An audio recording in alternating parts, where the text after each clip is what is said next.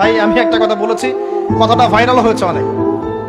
মানুষ মানুষের অবস্থানকেই ভালোবাসে, মানুষ কখনোই মানুষের অন্তঃসত্ত্বাকে ভালোবাসে না। অবস্থান আপনার ভালো, আপনার পিছনে মানুষের অভাব থাকবে না।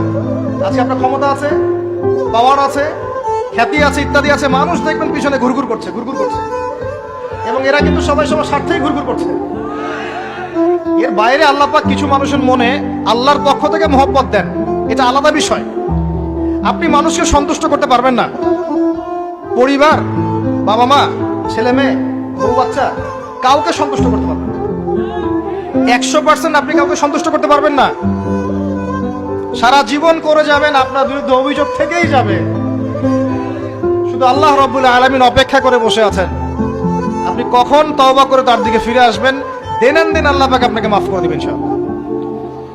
আল্লাহ পাক বলেছেন, শোনেন, ইল্লা মান তাবা, যে অনেক গুনাহ করেছে, শিরক করেছে, জিনা করেছে, মদ খেয়েছে, বেদাত করেছে, হারাম খেয়েছে, আল্লাহ পাকের অবাধ্য হয়েছে, নামাজ পড়ে নাই, যাকাত দেয় নাই, ইত্যাদি ইত্যাদি অনেক অন্যায় করেছে,